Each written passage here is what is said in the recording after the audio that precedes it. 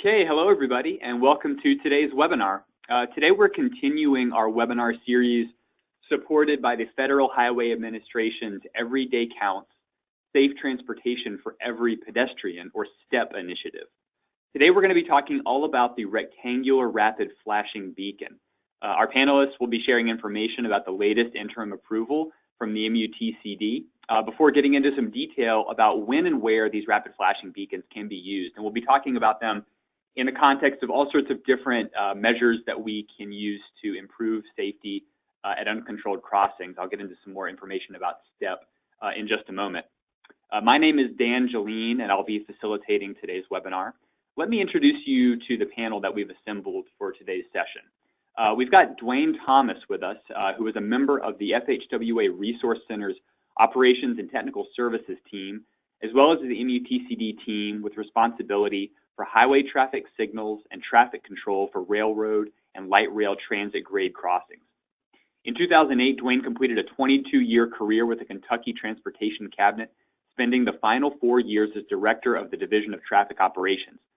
From 2008 to 2017, Dwayne worked in the Kentucky Division Office of the Federal Highway Administration, where he served as an area engineer and managed the division's major projects. We're also joined by Megan McCarty-Graham, who is an engineer and project manager at Tool Design's Silver Spring office. Megan has experience working on a wide variety of projects around the country, including traffic analysis, transportation planning, conceptual design, bicycle facility design, urban design charrettes, bus rapid transit, bike share, and comprehensive safe routes to school travel plans. Megan managed and led the development of all visual the forthcoming AASHTO Bike Guide. Prior to joining Tool Design, Megan worked as a traffic engineer for the local bicycle advocacy organization on various advocacy, education, and outreach campaigns, bringing a unique perspective to her work. So we're really grateful to have both Megan and Dwayne here today as our panelists, and they have a lot of really important information to share with you. What I'd like to do is cover just a bit of housekeeping information. For those of you who may be new to the webinars that we've been delivering through the STEP program or other PBIC webinars, I'd like to let you know that as attendees, you won't have full access to be able to speak up over the webinar, but you do have the ability to send questions and comments into us using the comments or the questions pod located in the GoToWebinar control panel. So I'd encourage you at any point, if you'd like to send in a comment or a question. We are holding about 25 to 30 minutes at the end of the webinar for Q&A. I'll be trying to respond to those questions and comments as I'm able, but we will be holding that time aside for discussion with our panelists at the end of the presentation. If you have any issues, I'd suggest with audio or the webinar itself, simply closing out and calling back in or opening back up the webinar software should be sufficient for helping solve most of those technical issues you may run into. We've already posted a PDF copy of the presentations that are going to be shared today, and I actually posted it as a handout in the GoToWebinar panel. So if you see that, you can go ahead and download it from there. You can also find it by going to pedbikeinfo.org/webinars and finding the archive page for this session today. The archive page is going to be updated tomorrow with a video recording of today's webinar. So if you want to refer back to it or share the presentation with anyone else, you'll have a couple of ways to do that. A follow-up email later today is going to have a link to that page. It'll have some additional resources related to this webinar. It'll also have a link that you can use to generate a certificate of attendance for the webinar today. So if you're attending with a few people at your site, I'd just like to ask that you forward that email around to them so that they can also generate their own certificate of attendance. We have submitted this webinar to be considered for 1.5 CM credits by the American Planning Association. So if you're used to claiming those credits, please go ahead and log into the APA event calendar where you normally find those, and you should be able to log them there.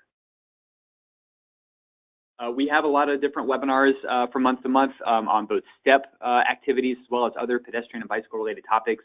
You can follow PBIC in a variety of ways through our website, our social media, and our newsletter to stay up to date with what we have going on in terms of webinars.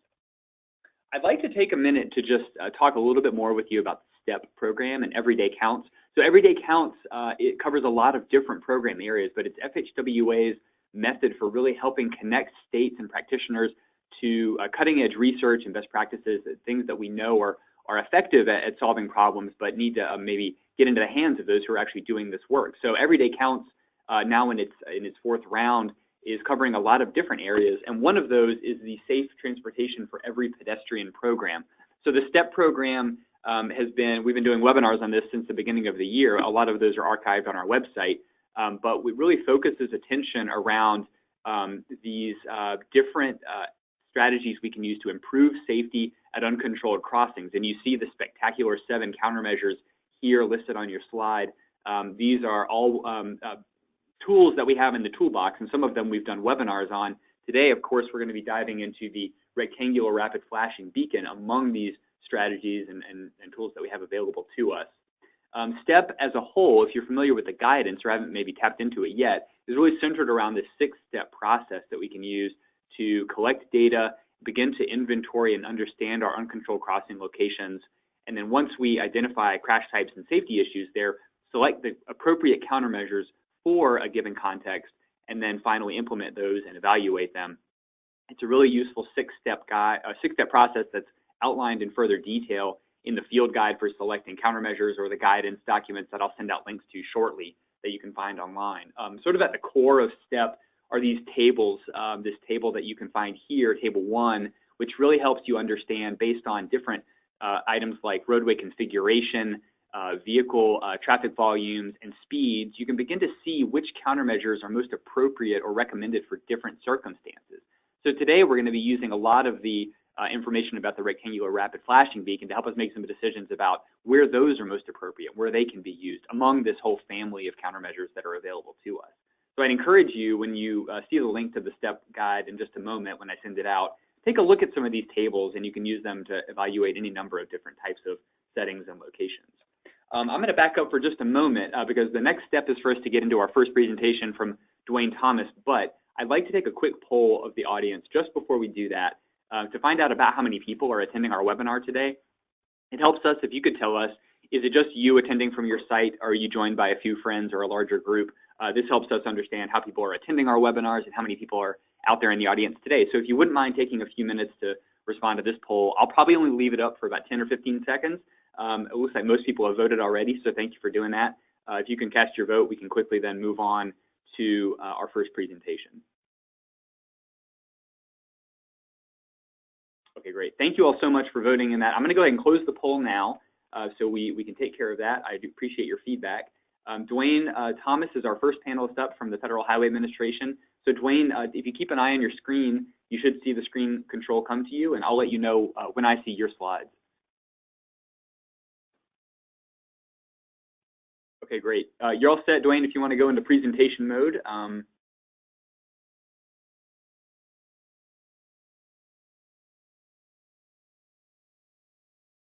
All right. Okay, Dwayne, there we go. Looks okay, good. Great. Thank you. Thank you. I'm glad to be here this afternoon to talk to you about RFPs. This has been one of the most popular traffic control devices that we've had. There's been a lot of interest in these. Before I jump into my presentation, I do want to just talk real quickly about the MUTCD. As he said in my introduction, I'm a member of the MUTCD team with FHWA, and as most of you are probably aware, the current MUTCD is the 2009 version with revisions 1 and 2 incorporated. And I want to tell you just real quickly about the MUTCD website. The web address is there at the top of the page, and there's all kinds of information on here. If you're not familiar with our website, I would definitely invite you to take a look at it. But the one thing I wanted to mention is the MUTCD, the printed version, is just a kind of a snapshot when it was first written. There's been a lot that's happened since then, and the current version with updates is actually, you can get to it through the website, and you see the red box on the left side of the page. That is, if you click there, that'll take you to the current version, and then that'll take you to this screen where you can download the current version.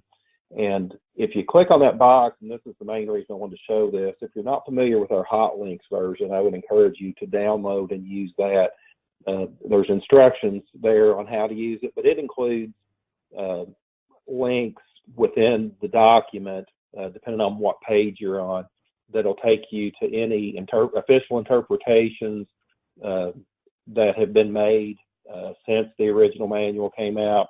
and it's a very handy tool there. You can click on, there's links with each figure, and there's definitions, all that embedded within the text. So it's a very user-friendly and up-to-date version. So like I say, I would definitely recommend you download the hot links version and use that.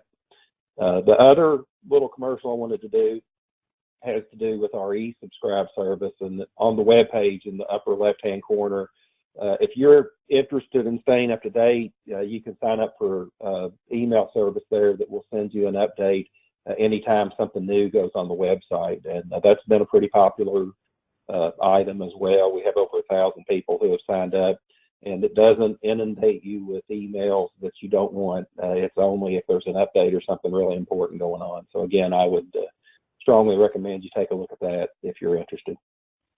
So let me jump into the presentation now. The Pedestrian Treatment Toolbox. We have a lot of different devices, and there's been a lot of research over the years in pedestrian safety. Today, this is the whole list of things that are in the MUTCD that are available to use, but today we're going to be talking about the rectangular rapid flashing beacons. Now, an RFB is a pedestrian actuated conspicuity enhancement. And I think it's important to note the RFB's purpose is simply to draw attention to the sign and the crosswalk. And it's intended for use at uncontrolled marked crosswalks. The key word there is uncontrolled. An uncontrolled approach means that the traffic on the approach to the crosswalk is not controlled by a yield, stop sign, a traffic control signal, or a pedestrian hybrid beacon. And so that's going to be important as we go through here. It's an uncontrolled approach. And here's a picture of just your, pretty much your typical RFB installation. As you can see, there's one on, these are post mounted, one on each side of the roadway, mounted back to back, facing traffic in both directions. And we'll get into a lot of the layout details and some case studies in the next presentation, but I want to just cover a little bit of the history of the RFB. This was originally issued back in 2008, and it was based on research and experimentation that was done in St. Petersburg, Florida. And the success there was really good, and the research showed these were effective devices. So FHWA issued an interim approval for the device, like I say, clear back in 2008. The interim approvals are intended for new technologies and innovations that come out between versions of the MUTCD, and it's a way to get devices out quicker rather than wait on the next version of the MUTCD. In the case of the RFB, unfortunately, it came along right at the time that the 2009 manual was in the rulemaking process, so it was too late to get in the 2009 MUTCD, but the interim approval was issued, and a lot of agencies took advantage of that and have installed a lot of RFBs across the country. Unfortunately, a little bit later, towards 2017, there were some patent issues. As most of you know, patented devices are not allowed in the MUTCD, and the issues got to the point that the interim approval had to be terminated in December of 2017. But fortunately, that was resolved, and in March of 2018, FHWA was able to issue a new interim approval 21. So that's the interim approval that we're currently under for RFBs. And IA-21 included several changes that were based on additional research and just all of the experience that we had with RFBs that had been installed under the original interim approval. And a lot of that research was done by TTI, and in a few minutes I'll show you the link to that research if you're interested in seeing some of that information. Just a little general information about the cost, and I'm showing a cost here that averages $22,500, but that is an average, and the range on that can be quite a bit higher or lower depending on what all you include in that cost. Obviously, this is the average for post-mounted devices. It does not include, say, if you have mast arms or an overhead installation, so that can vary, but I think the main point is it is quite a bit less expensive than a full-blown traffic signal or a pedestrian hybrid beacon. So the cost is a pretty good value compared to other devices that are more expensive. RRFPs generally reduce pedestrian crashes 47%, so it's an effective device.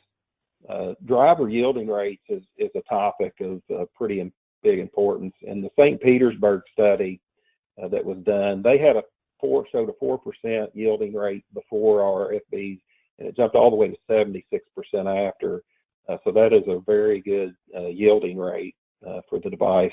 The TTI study that was done subsequent to that had a much wider range because they looked at a lot of different situations. They looked at wider crosswalks, high speeds, all kinds of combinations, and so their showed the yielding rate really varies a lot depending on the exact situation at the intersection or at the crosswalk. So I think it's really important. I've included the research there at the bottom of that slide, that if you want to know more about yielding rates for different conditions, you can kind of see what some of the research showed. So that's some valuable information. RFPs are approved for use only with 3 signs: the pedestrian sign, the school sign, and the trail crossing sign. That's the one with the pedestrian and the bicycle on it. There is some misconception out there that you can use RFPs with other signs. I've seen a few in work zones. You see them occasionally as a conspicuity device in an unapproved application. The only thing these are currently approved for under the interim approval is those 3 signs. Now, we do have a few experiments out where they're being used with wrong way signs on ramps and as part of a detection of wrong way drivers. So those are approved through experimentation, but we've not issued an interim approval or anything on that application yet. But so these are the only approved uses of RFPs at this point. The RFPs can be either post-mounted with the diagonal downward arrow plaque, or it can be overhead, or a combination of the two. And I'll get into that a little bit more when we look at some of the pictures. Again, like I said earlier, they have to be on an approach that is uncontrolled. So you can't use it with a stop or yield sign or a traffic signal or a pedestrian hybrid beacon. You can use these in advance of a crosswalk if you have less than desired sight distance to the RFP at the crosswalk. And in that situation, it's supplemental to, so it doesn't replace the one that's crosswalk, but it's a supplement to that. And it does not have to be dual mounted. It can just be on a single sign, the advanced pedestrian warning sign. And they can also be installed at intersections if the approach is uncontrolled. So again, if it's under signal control, stop or yield, you can't do it. But if it's an uncontrolled approach to an intersection, then you can. And I'll show you a picture of that in just a minute. And then finally, there is also a specific exception for crosswalks associated with roundabouts that they're allowed for that use. Here's a picture of, again, your just typical post-mounted on a 2-lane crossing. You have 2 RFPs in each direction, one on the left-hand side and one on the right-hand side of the roadway. The interim approval does require for post-mounted that you have both left and right. You can't just do a single sign with an RFP if it's post-mounted. And on divided highways, it's better to install the left-hand side RFP in the median if practical. And that just means you don't have to construct a median. If there's not one there, you can, but you don't have to. But if there's room to install it in the median, then that is the preferred location, and that just gets it closer to the affected traffic, especially on a multi-lane approach with a median. Here's a picture of one that's overhead, and like I said earlier, you could just do the single sign and RFP overhead, or you can do it along with the post-mounted. But if you do the post-mounted, they have to be left and right. So you've got some options there as if you're using overhead. Now, at an uncontrolled intersection, and I apologize in advance for my figure here, it's not the best in the world, but I just wanted to show some options you can do at intersections. Again, it has to be an uncontrolled approach, but in this case, you have the option to install back-to-back left and right for both crosswalks across the intersection. But another option, if you don't want to install a total of 8, you can install 4, but they need to be facing away from the intersection and on the leading edge of the crosswalk in each direction. And I think the picture explains that better than I can explain it trying to describe it. But if there's follow-up questions later on that, I'll be glad to answer those.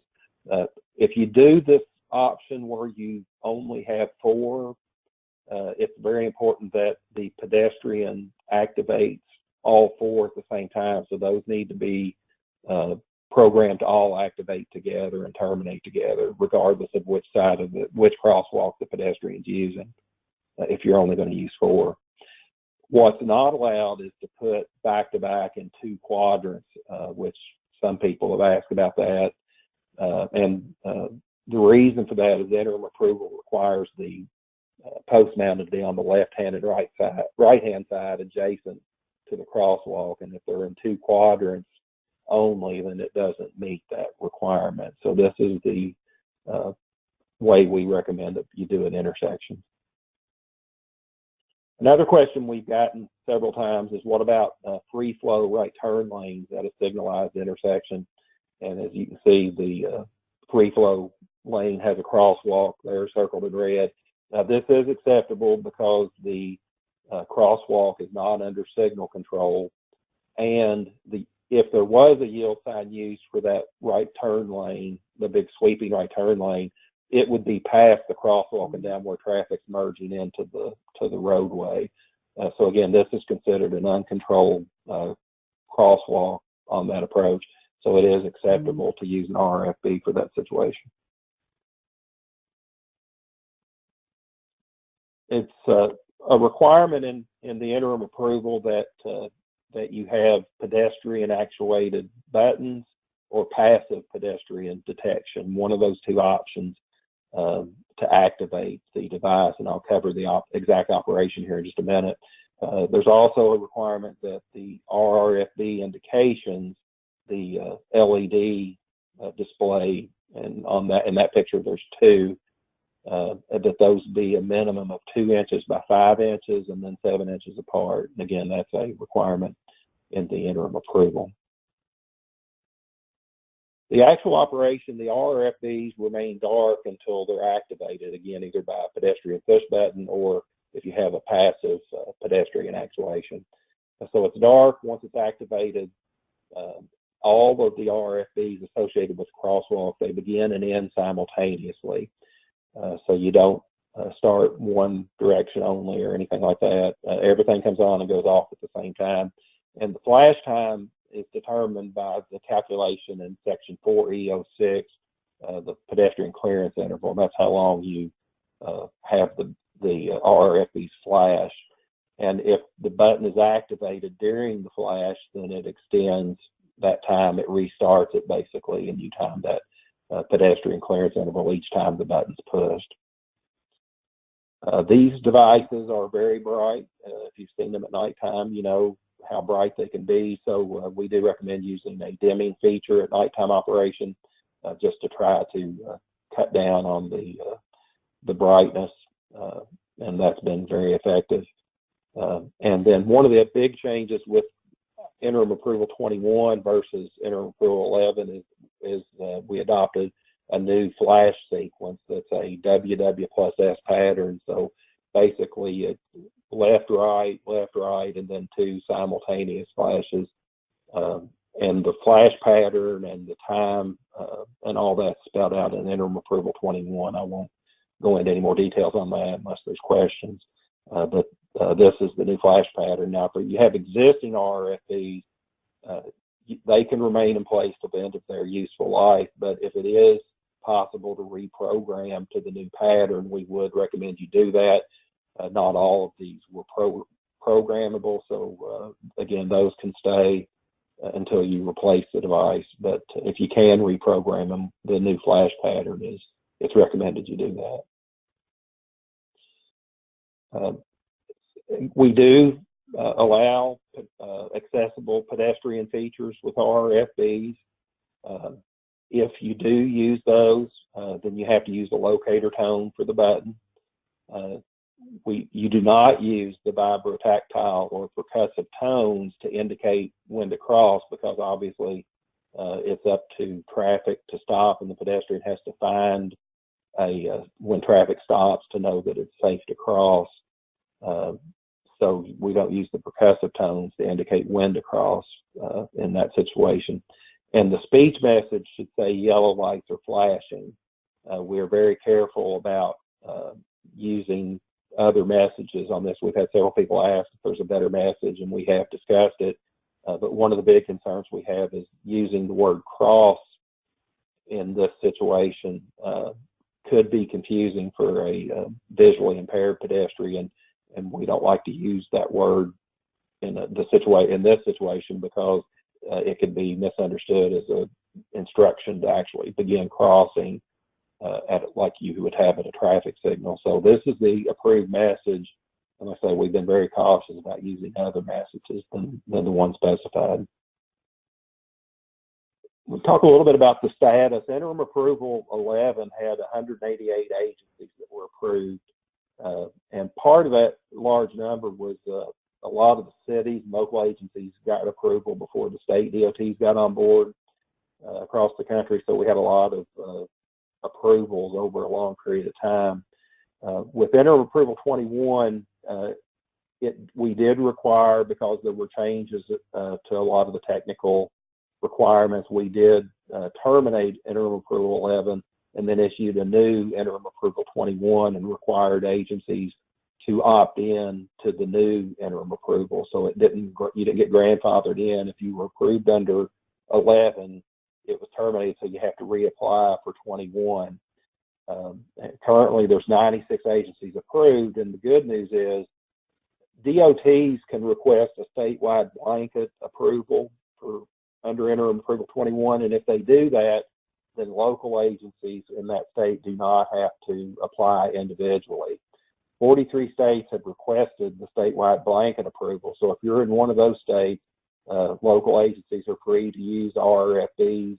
All you have to do is follow the technical requirements in the Interim Approval 21 and keep a list of locations where you install those and inventory and supply that to your state DOT, just so that we have a database of all installations across the country. So if you're in one of those 43 states, you do not need an individual approval. Now, 4 states requested DOT-only approval for different reasons, but states don't have to request the statewide blanket approval. They can request an approval just for their DOT, and that's what happened in Arkansas, Florida, Hawaii, and Idaho. So if you're a local agency in those states, you do need to request interim approval, and the process I'll cover on the next slide. 3 DOTs have not requested approval yet, so if you're in Mississippi, North Dakota, or South Carolina, you would also need to request approval if you're a local agency, or encourage your state DOT to apply for a statewide blanket approval. So like I say, if you're in one of those 7 states, you are currently going to have to request approval. If you're in the other 43, you're covered.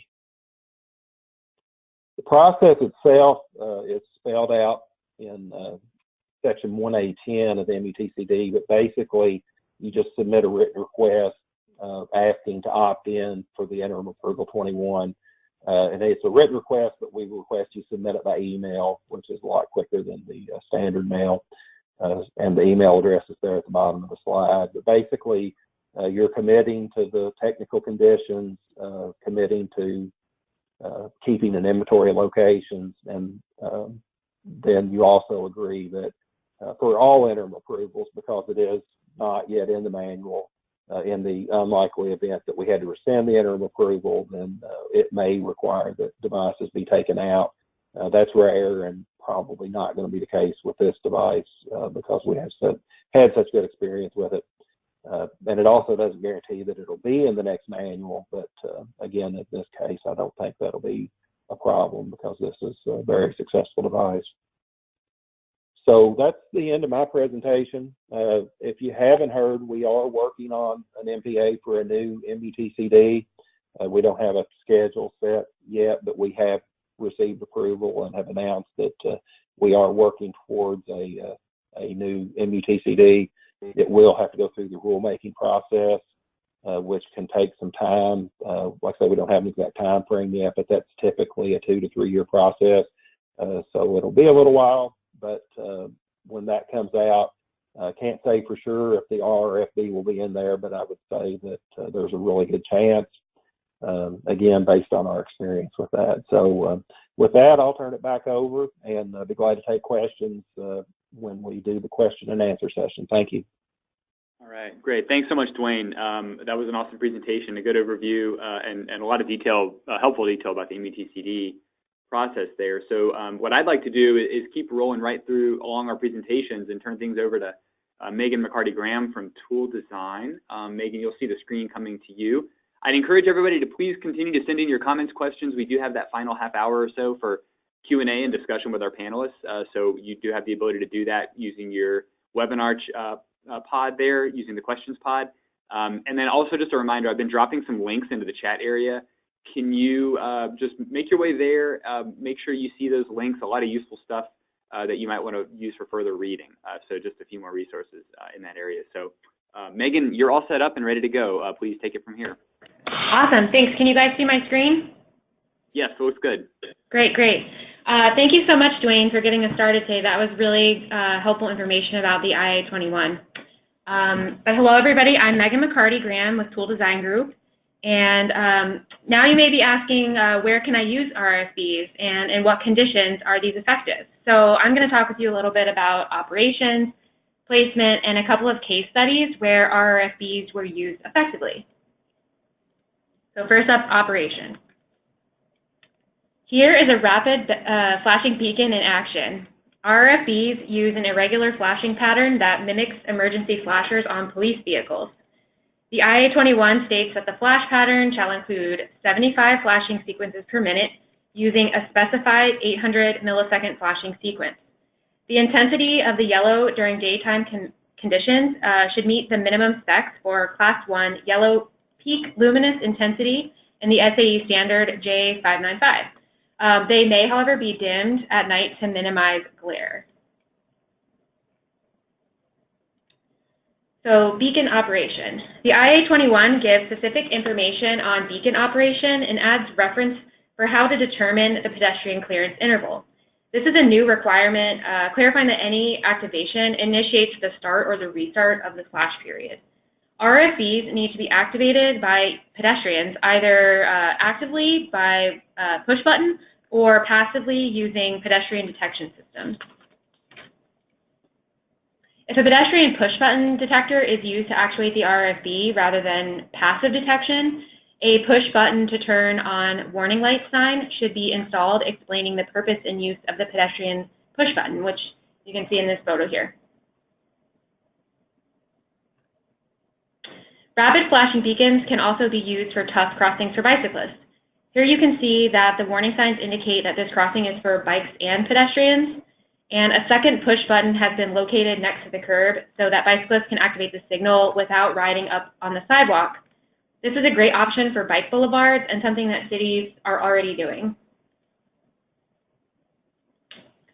You won't need education and enforcement for every installation at every location, but something you might want to coordinate with local police upon new installation. Consider establishing a baseline yield rate and set target yield rates prior to enforcement. Sometimes an education campaign in the first few months following installation is enough.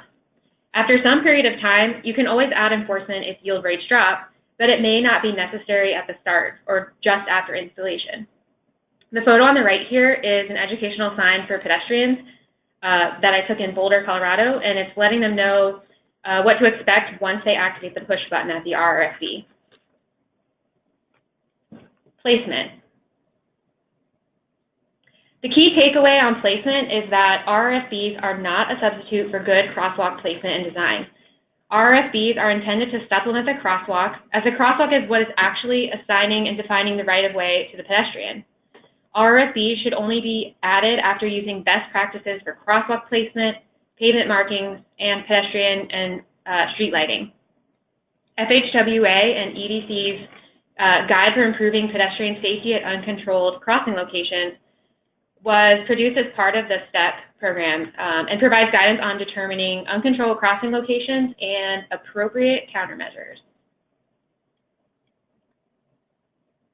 So RFPs have mainly been used at mid-block crossings, but can and have been used at uncontrolled intersection crossings, roundabout crossings, trail crossings, as well as raised crosswalks. So here's just an image example of a rapid flashing beacon at a raised crossing.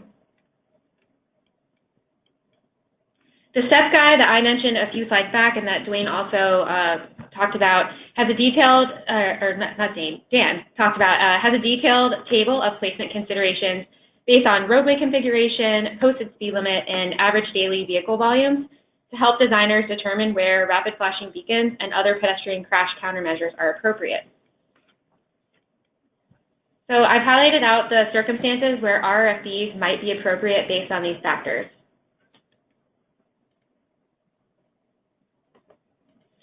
Overhead placement of RFPs is an option to supplement shoulder and median mounted beacons.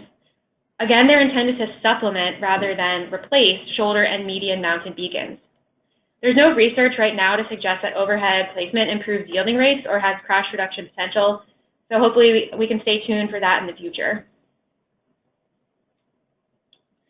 On a divided highway, the left-hand side assembly should be installed on the median if practical, rather than on the far left-hand side of the roadway. A median RFP is desirable on a divided multiple lane highway because it allows motorists traveling on the inside lanes a better view of the activated beacon. Here's an example of a rapid flashing beacon in the median in Boulder, Colorado. You may notice that there is an accessible pedestrian button, pedestrian push button in the median because they have sufficient width to consider this median a pedestrian refuge. The MUTCD requires median-mounted pedestrian push buttons when the pedestrian clearance time is only enough to get from curb to median. In this scenario, once a pedestrian reaches the median, they will need to push a second button to activate flashers to the opposing direction of travel. This can be really beneficial for both pedestrians and drivers, and allows pedestrians to make a two-stage crossing while minimizing the flash time in each direction of travel, so the lights are only flashing in the direction of travel that a person is actively trying to cross.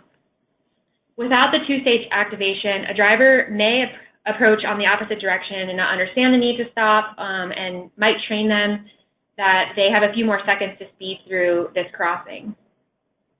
Here's just a closer look at the placement of that median push button.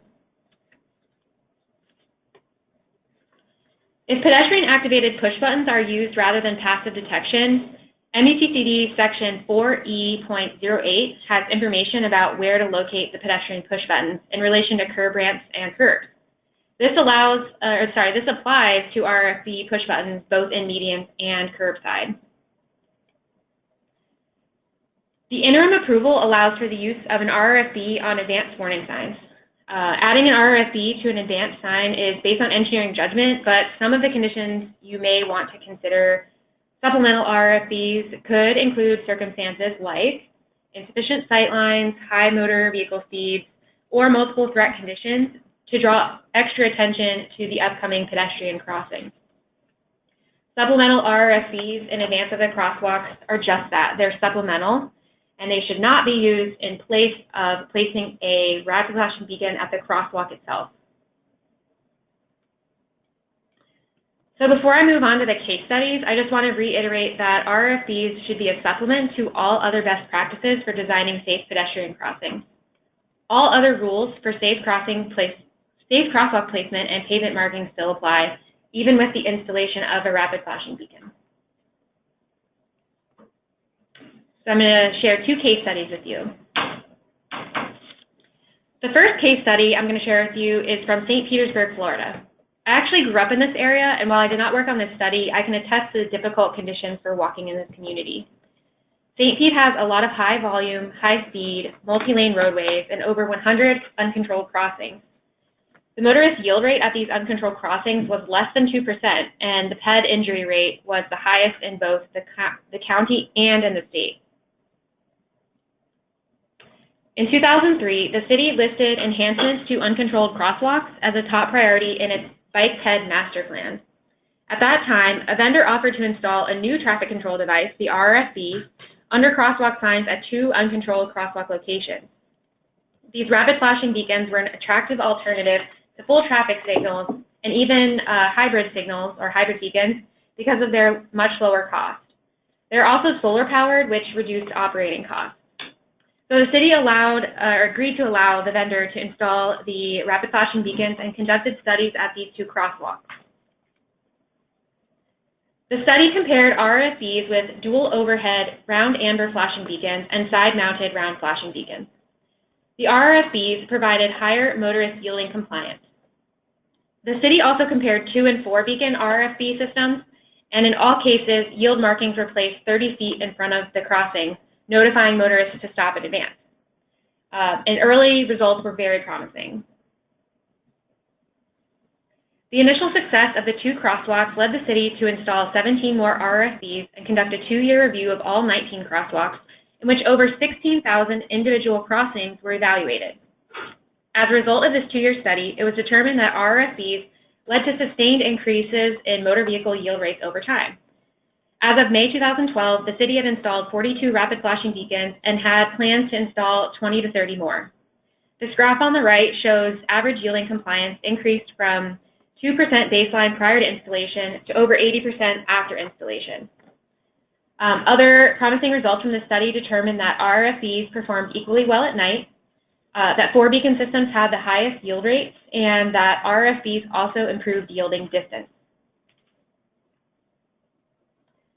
The second case study is the Washington Old Dominion Trail at Belmont Ridge Road in Loudoun County, Virginia.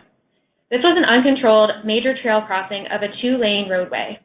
The 85th percentile speed observed was 54 miles per hour. There were also poor sightlines for both trail users and motor vehicle operators. Prior to installation, only 23% of drivers yielded when trail users were present. This is a major trail crossing in a situation where pedestrians would have expected to run across the roadway with no assistance. This is a project that we worked on at Tool Design Group and something we actually wrestled with internally in deciding whether or not to place an RFP at this crossing. It was determined that a full signal or grade separated facility would be the best option in the long term, but these were cost prohibitive for the short term. The long-term plan for this growing community included a grade separated facility, but immediate action was required following a pedestrian fatality at this crossing. So the first step was to install these zigzag pavement markings in the center of the travel lanes to alert drivers of the crossing. This required a request to experiment from the FHWA. I just thought I would note that. And we followed this installation with the addition of the rapid flashing beacons. The installation also included supplemental RFPs approximately 500 feet in advance of the crossing to give drivers warning due to the poor sight lines at this location. Virginia DOT conducted a study of the trail crossing to evaluate the overall speeds and yielding rates before and after installation of the RFP at this location. The images on the left show the view of the rapid flashing beacons from the perspective of trail users. The results of the study found that there was a significant improvement in overall yielding rate immediately after installation. After 1 year, 53 to 67% of drivers yielded to trail users when the rapid flashing beacons were activated, and a surprising 42 to 55% yielded even when the RFP was not activated. This could have been the result of drivers learning over time that they actually needed to prepare to stop and let trail users cross. There was also a significant drop in motor vehicle speeds at this crossing, a result that was sustained over time. These charts on the right show a small decrease in speed 1 year after the zigzags were installed, and a significant reduction in speed when the RFPs were activated by trail users. About 1 year ago, the Belmont Road Bridge opened and created a grade-separated facility. This case study demonstrates that RFPs provided a measurable improvement in the interim while further developments were underway. For more information on the St. Pete study and others, check out the effects of yellow rectangular rapid flashing beacons on yielding at multi-lane uncontrolled crosswalks. This study includes information on 2-year follow-up periods at 18 sites to determine the long-term effects of the rapid flashing beacon treatment and compare these treatments to traditional overhead yellow flashing beacons and side-mounted traditional yellow flashing beacons. And then here are some additional studies and resources that you might find helpful to you. Thank you. All right, thanks so much, Megan. I really appreciate it. And we've got plenty of time now to get to some Q&A. So I'm going to move back to my slide just a moment while I set this up. What we're going to do is get into some of the questions that you all sent in. And if you didn't yet, please go ahead and send those in now. We'll be able to get to those in order and with our panelists here. I'm going to show you a slide before we start talking with them about their questions. We've got a slide here with contact information for both our group and our panelists. I'm also including some of the STEP program contacts, just in case you want to reach out to them individually about technical assistance, training opportunities, other efforts associated with STEP. So we've all got the information here. I am interested in getting into some of these questions that have come in. So let me start here with a question from somebody in Los Angeles who's talking about their use of backplates with our RFP installations to improve contrast. And I think we may be familiar with some of the standard backplating that's on traffic signals.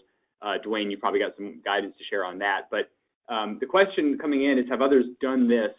And is this any on the radar for the MUTCD and FHWA for recommending in the future, kind of getting some of the backplates on RFP signs?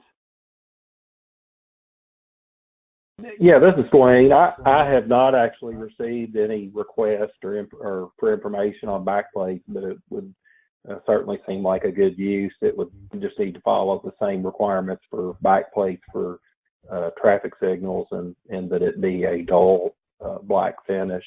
But it certainly sounds like a good idea if you have an issue of contrast behind the sign. Okay, great.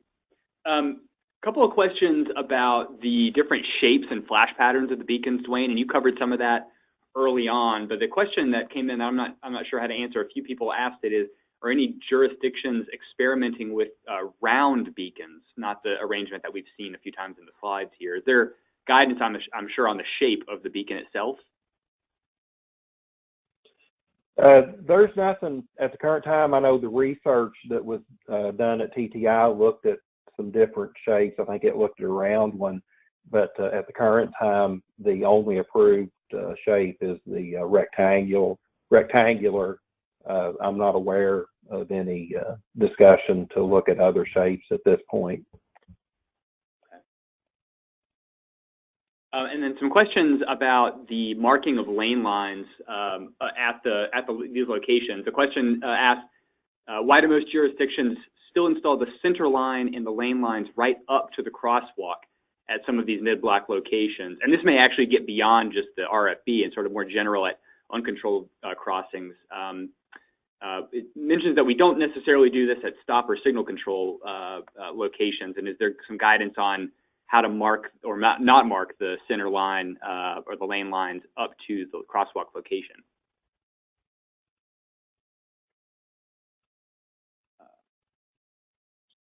Dwayne or Megan? Yeah, I'll I'll jump in here.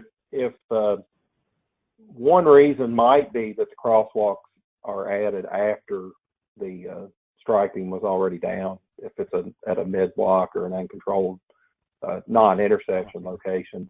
But obviously, you could drop the markings at the yield line if there is one, but it's not an issue that I've dealt with before.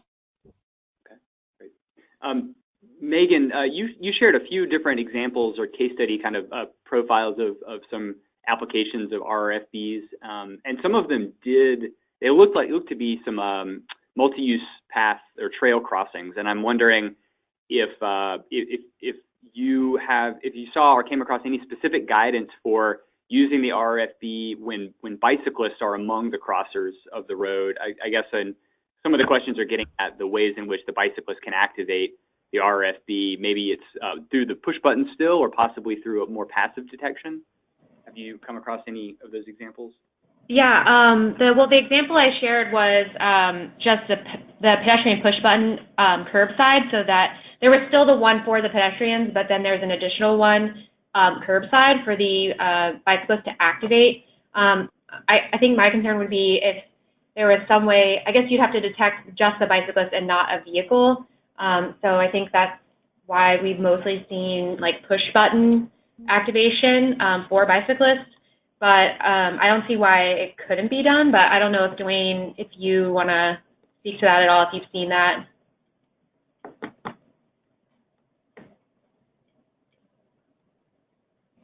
No, I haven't. A few of your examples, I think, showed sort of multi-lane applications where you've got the center, the median-mounted RRFB, as well as, on the sort of the near side of the crossing, that sort of 3-beacon arrangement. And there are a few questions about, we know that the push-button activation is happening at the curb on either of the far sides of the crosswalk as someone enters the crosswalk. Are there any cases where there would also be another push button at the center of in the middle of the roadway, in the median, for the pedestrian to cross as they're in the middle of their crossing? Or should the flashing period be enough time for them to get all the way across the road? Yeah, that was back to that example in Boulder, Colorado. They actually had a push button in the median, and it would only light up for the direction of the that they were crossing, so that it would basically be almost like a 2-stage crossing, and only flash in the direction that that pedestrians were actively crossing. So yeah, that's an example where the pedestrian would have to reactivate the crossing from the center of the median. Okay. There's a couple of questions about, Megan, you covered some of the advanced beacon, the advanced warnings. Some questions about whether there might be concern about using the advanced warning on an RFB because it may confuse motorists that might think the pedestrian crossing was at that location and not ahead. And I can't recall right now, did we show any supplemental signage that is used on the advanced beacon to kind of differentiate it from what's used at the crosswalk? Yeah, the example that I showed was at the W&OD trail, and I believe it said just W&OD trail, like in advance or ahead, rather than when you get to the actual crossing, there's a down arrow. Right. And that's just, the W&OD is that's just the name of the trail, is that right? Correct, yeah. And so in that instance, you can kind of see the trail in advance. There's not really anything else visually to see, like there's nowhere that a pedestrian would be crossing. There's kind of like just, not a ditch, but.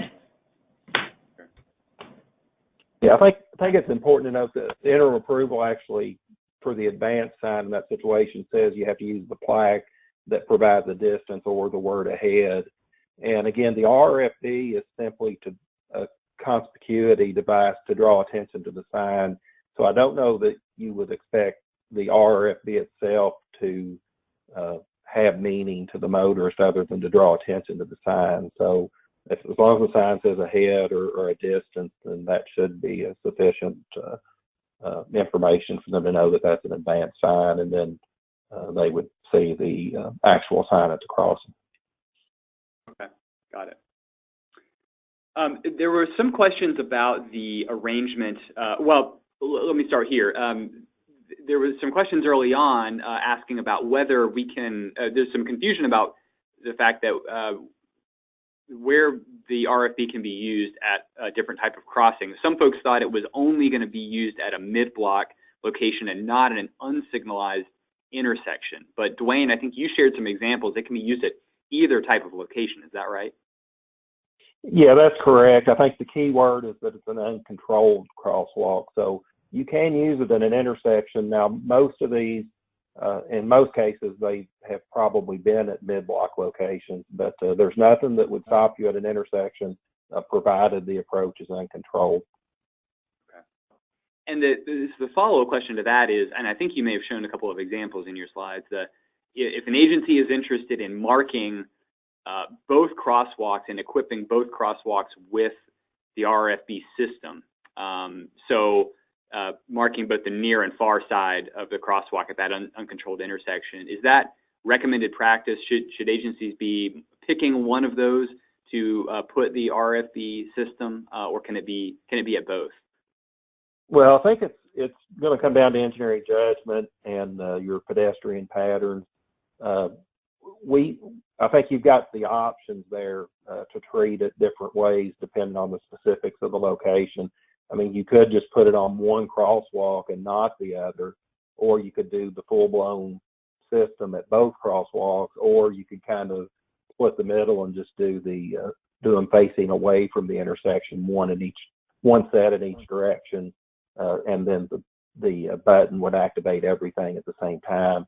And so we're giving you some options there. It's really going to boil down to the specific situation, pedestrian patterns, and which crosswalks you're trying to cover as to what's the best fit for each exact location.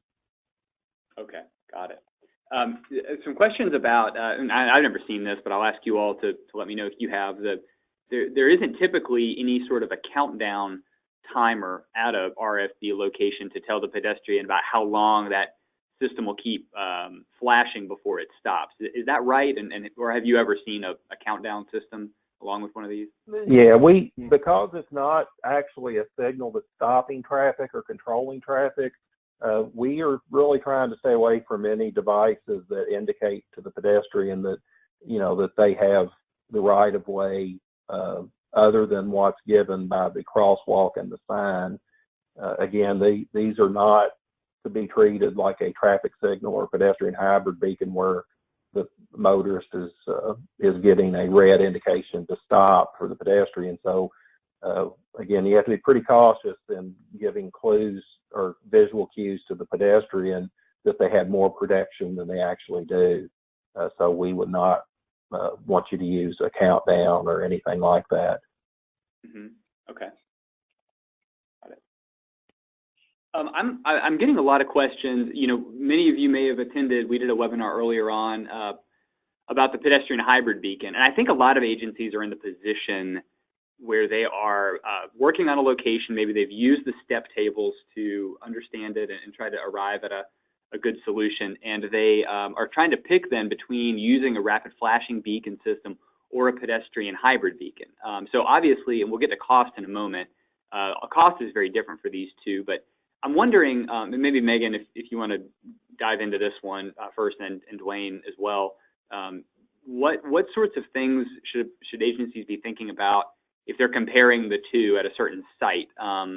What sort of maybe factors with respect to roadway characteristics, volume and speed would you recommend looking at closely when trying to make the decision between a pedestrian hybrid beacon and a rectangular rapid flashing beacon?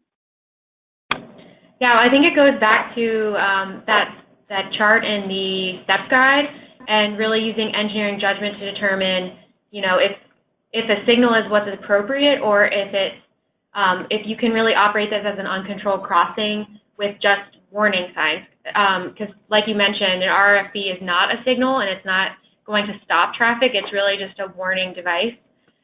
So looking at that criteria and kind of seeing, where it might even be appropriate. I think higher speed roadways, high speed, high volume roadways, a rapid flashing beacon is not even an option. Like the very bright column over here with vehicle traffic over 15,000 and a 40-mile-an-hour road, a rapid flashing beacon is not appropriate for any roadway configuration. So, just like looking at that and using that as like a base guideline for where it's appropriate to have vehicles actually stopping or just giving warning for an uncontrolled crossing. Okay, great. And another question here might be, we see our guidance here in the step tables of the under-over different various speed thresholds. And I always wonder if an agency is using this table, would a smart next step be to maybe go to some of these locations and actually measure what some of the actual operating speeds are? Because the speed limit, as we know, we could be marking a location at 35, say, but the operating speeds may be much higher. So I wonder if that would be a smart next step in looking at which treatment you select. Yeah, I think taking into account real life situations and not just basing it on the posted speed limit. Like the example at the W&OD trail, I believe that it's marked for 45 miles per hour, but the 85th percentile speed was observed to be 54. So clearly there's a difference there. They're both over 40 miles an hour, so it's different, but I think taking into account the real life situation would be important. Right. Yeah. Dwayne, a couple questions here about if we have any kind of threshold of pedestrian crossing volume or numbers. I hesitate to call them warrants, but any kind of guidance for pedestrian volumes at a location in order to place a rectangular rapid flashing beacon there, or is it mainly left to engineering judgment? Yeah, that's pretty much an engineering judgment issue because, again, this is a warning device. The pedestrian hybrid beacon in the MUTCD currently has a chart, actually has two charts based on speed, and it takes into account the volumes of traffic and pedestrians and the crossing distance.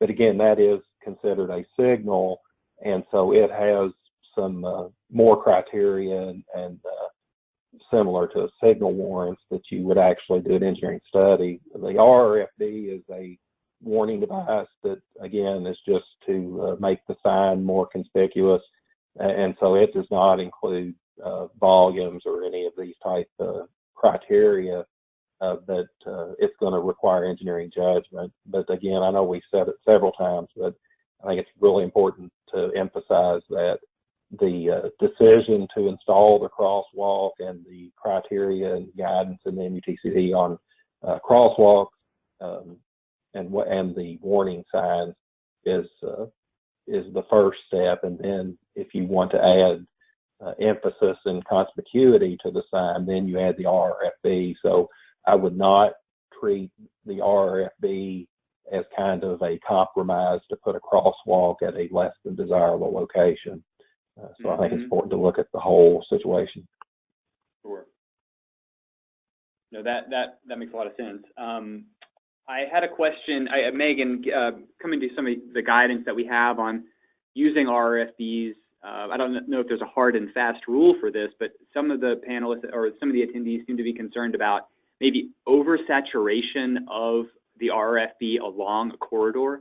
And so, for example, we're all familiar with maybe some of these very wide, kind of high-speed, high-volume arterial corridors where there may be not necessarily crossings at one spot, but they may be sprinkled all throughout. And if we have uncontrolled crossings along a corridor, is there a rule of thumb or is there something to think about with respect to using an RRFB at each of those locations?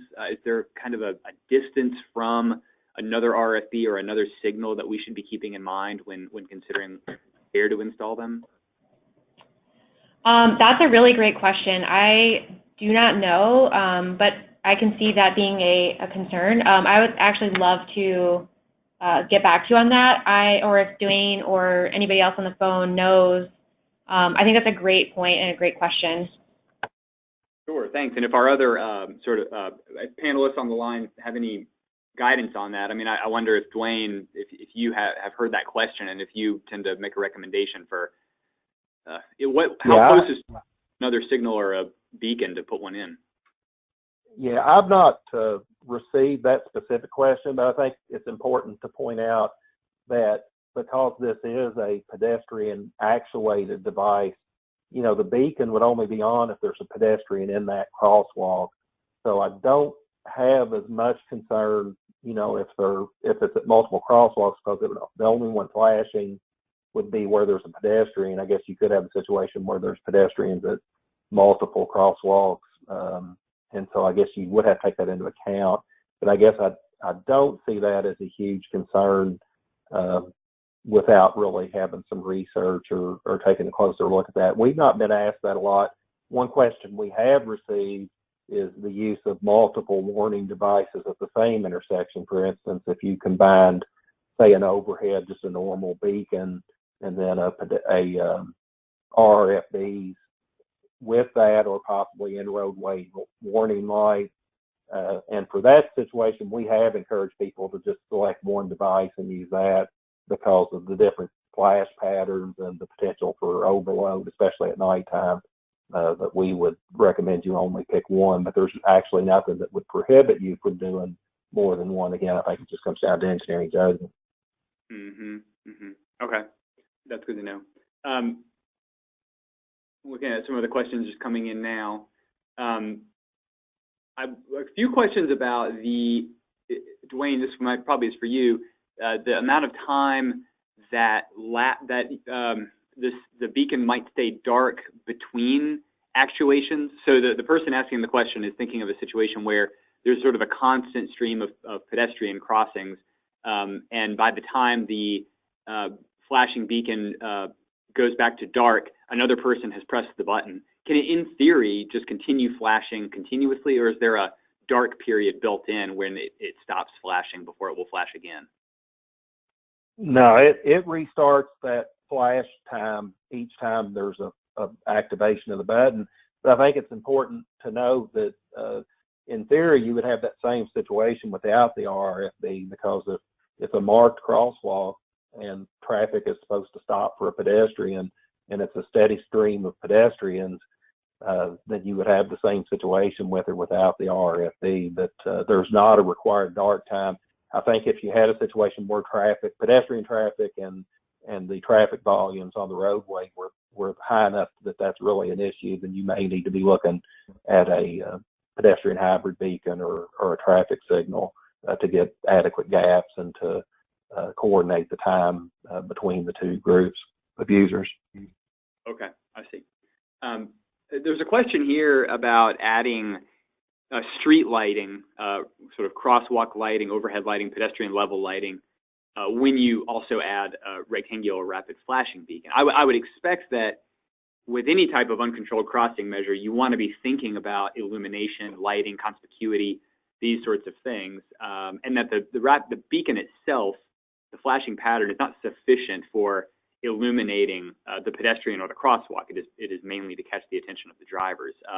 Megan, any recommendation to share here using lighting to kind of further improve safety rather than leaning on the RFP to take care of that for you? Yeah, sure. I mean, there are guidelines for the proper way of lighting a crosswalk and lighting between the driver and the pedestrian to illuminate the crosswalk and allow the driver to see the pedestrian. So that is definitely a best practice and option. Again, the rapid flashing beacon is just a supplement to the uncontrolled crossing. So they're both, or it's an addition and after using proper lighting. Okay, great. Another question that came up is with respect to accessible pedestrian signals. Might be familiar at signalized intersections where there's a vibrotactile response or an audible sound that can be used to assist those with low vision or those who need accessible devices at crossing locations. And some questions, I guess, about do the RFBs, are they similarly equipped, and the push button being responsive to communicate with the person maybe through a vibrotactile touch or sound? Dwayne, is that anything that's addressed through the METCD, or is that anything? Yeah, the interim approval actually covers accessible pedestrian features, and we do, if you do have a speech information message, again, it's only to tell the visually impaired voters that the system is activated. So the yellow lights are flashing is the message. And we, again, try to draw a distinction so that we don't confuse a visually impaired pedestrian to think they have more protection than they do. If it's not a traffic signal or then we would not want to use a message or have any kind of message that would indicate that it's, that they can cross, that it's, they have to assess the situation just like the other pedestrians do to determine if it's safe to cross. And so we would not have percussive tones or any kind of indication that would indicate that, that it was their time to cross.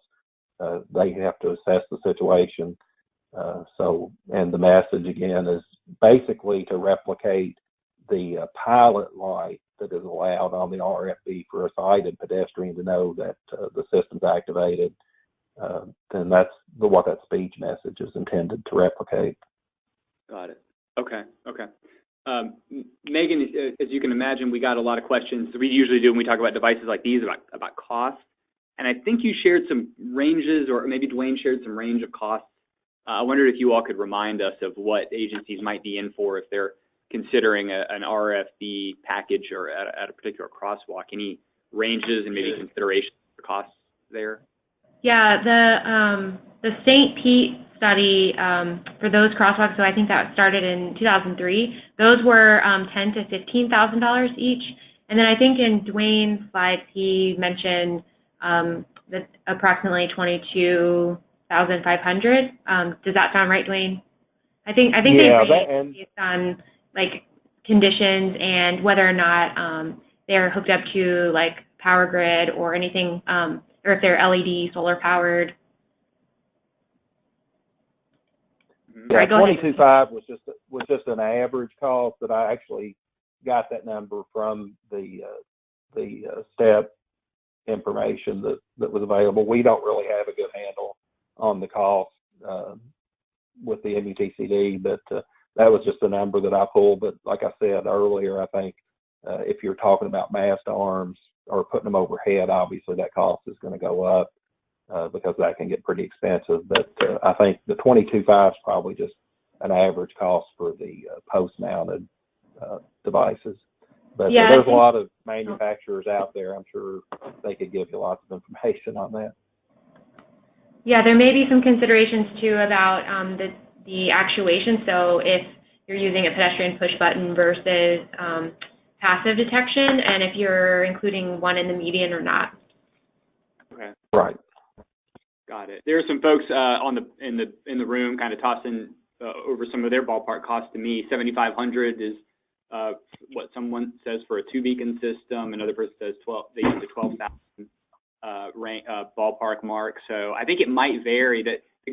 From my perspective, I wonder, we've got a decent number of agencies and locations using RFPs now, and given the wide range of states that have a blanket approval for use of them, we might see a lot of good locations. So that may give us more good, reliable data on costs than what we should expect to pay. So I think this information hopefully is more accessible than maybe a cost for a more innovative or a less used system where there are not too many examples of it. So that's one maybe benefit we have. But I'd say looking at your own local costs, but I'm seeing as high as someone here saying in the city of Atlanta, in several of their cases where they've got a lot of complex utilities in the area and other things they're working around with ramps and striping and all other costs put together for the crosswalks as a whole, they're looking at around $80,000. So there's quite a range, and I think it a lot of times may come down to what are all the other costs you're incorporating into that? Is it just that one beacon system itself, or are these other stormwater issues that have to be dealt with in curbs and other things? So it's definitely worth looking into what others in your area have paid and what might be available. I think it's certainly worth looking into. I've got a couple of questions here. Getting back, a few more people are interested in knowing more about some passive detection. We talked about that a little bit, but I guess the question that keeps coming in is kind of what is the state of our passive detection technology? Do we have anything that's very reliable to be able to use in applications like this? We had a panel and a webinar a couple of weeks ago. We're talking specifically about leading pedestrian intervals, and the consensus on the panel was that it'd be great if we didn't have to require these push button activation, especially at some high pedestrian volume locations, but some of the technology just may not be there yet for passive detection to really reliably incorporate people into the signal. I don't know if you all have thoughts on that, or if you're feeling that we've got some good, reliable passive detection technology that can be used at RFP locations to activate those signals without people having to push the push button. Megan, I wonder if you have a thought on that. Yeah, there are some manufacturers that are doing this passive detection. I'm not sure of the reliability. I would need to look into that.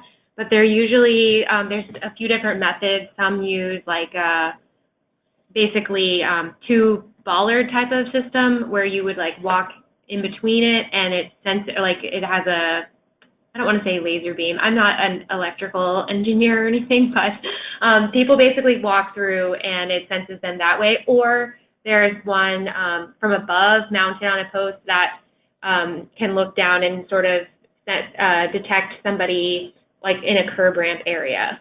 And I've seen a couple manufacturers do that, but I am not sure about, individual reliability or which one would be better or anything like that. Okay, great. Thanks for weighing in there. I've got a pretty sort of a case example that someone sent in about a crossing. I'm trying to look at this now using our step table as a guide, so I've kept it up on the slide here. The scenario is this: there's a crossing along a 45-mile-an-hour corridor. This is a 4-lane divided road, 2 lanes in each direction, so it's 4 lanes divided. And they've got bus stops on either side. There are, however, fewer than 20 pedestrians crossing sort of in the peak hour period. And the assessment here is that it then fails the what this person refers to as the PHB, the Pedestrian Hybrid Beacon Warrant.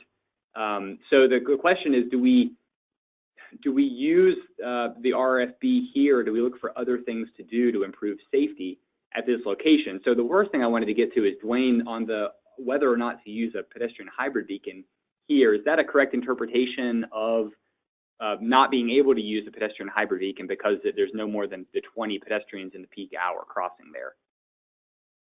Yeah, with just 20, it sounds like that may not be the best solution. Now, the warrants, I don't think we even refer to them as warrants in the pedestrian hybrid beacon. That chart is a guideline, and it does not have quite the same emphasis as the traffic signal warrants do. So I know the text describes what to consider, but it's not quite as specific that you have to have that minimum for the PHB. But with 20 pedestrians, I would agree that a PHB may not be the best bet for that.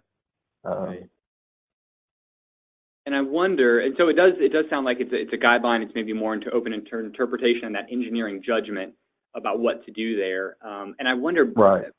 And one question we get a lot is, well, can I think about what, if I know that there's some things that are going to be happening, maybe there's expected to be an increase in transit ridership on this corridor. Maybe there's expected to be changes in businesses and more pedestrian activity. Can we use things like that to maybe model what we might expect to see as an uptick in pedestrian crossings, and maybe use that as a way to say, well, we really do need the pedestrian hybrid beacon here, that we feel that RFB may not be sufficient? I mean, is that a logical process to go through, or can we do that maybe with future expectations rather than current conditions? Yeah, you can obviously do that, but I hate to say it one more time, but remember the fact this decision is really not necessarily the RFB. It's if you have a marked crosswalk and the sign, traffic in theory is going to be stopping for those pedestrians. You add the RFB just to increase the yielding rate, but the decision is really if you've marked a crosswalk, especially a mid-block type crosswalk, then the RFB is just enhancing the yield rate for that. So it's like I say, it's really you have to consider the whole situation in making that decision. Okay.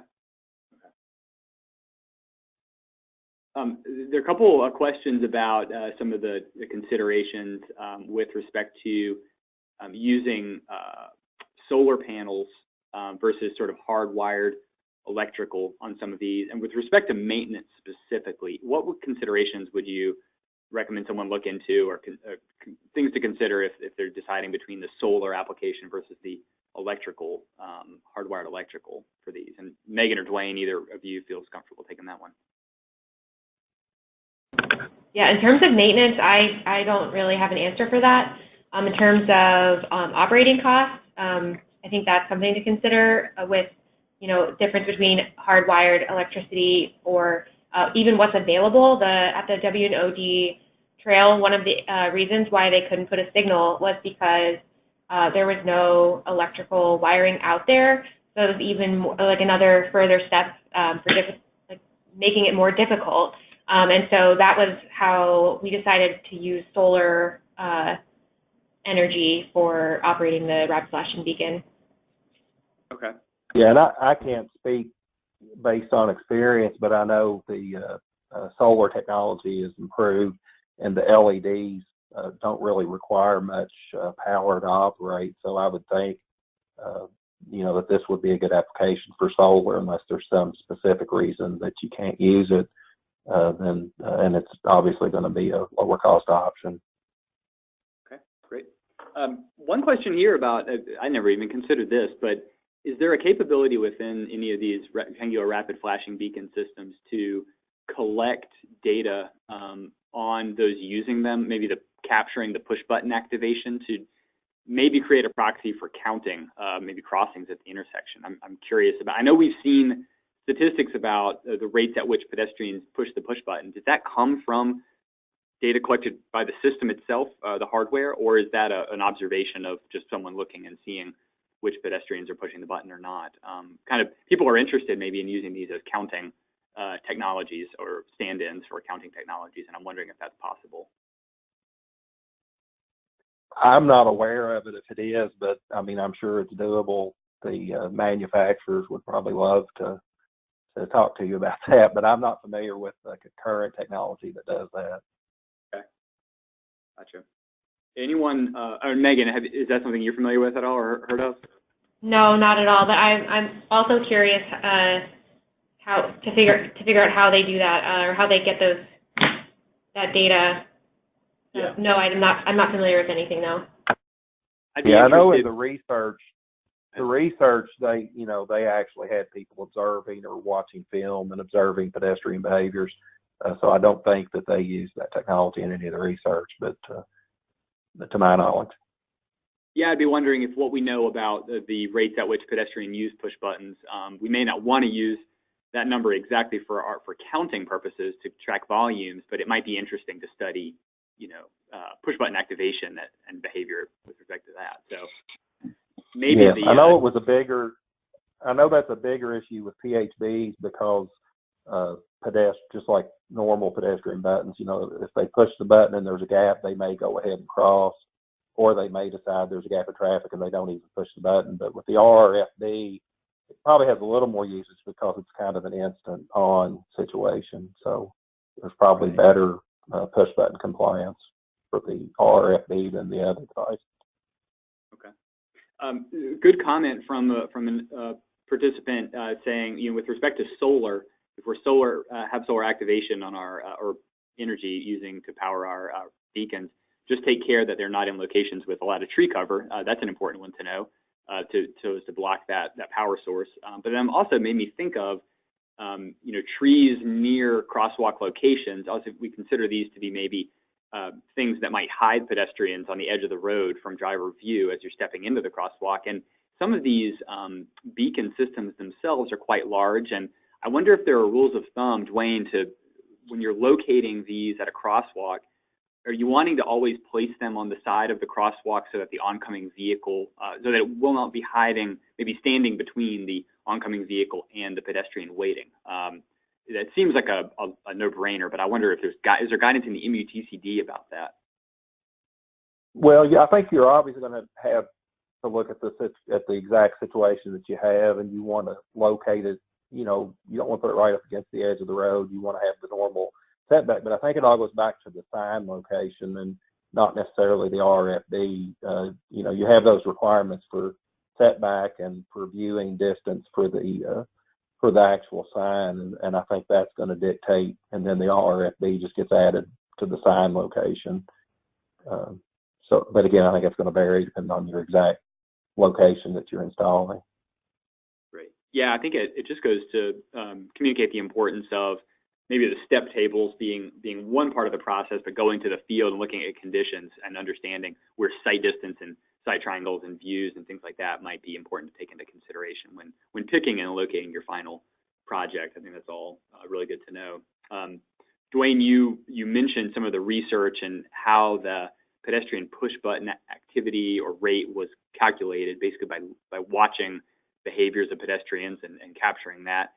There were some questions in that same research that we're talking about the yielding rates that we've seen from some of these systems. And there's some questions about how did the researchers that did these studies calculate the yielding rates? What was the method used? I wonder, I'm sure you're kind of familiar with the research that informed this, and I wonder if they use similar, is it field observations of driver behavior and pedestrian behavior?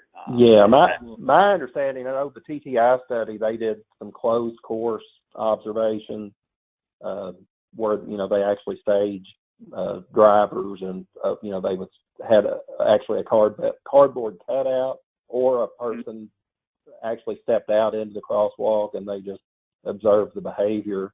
And then they also had live locations where they had people observing, either videotaping and watching it from tape, or station where they could observe and just record the activities. That's my understanding of how the yielding rates were calculated.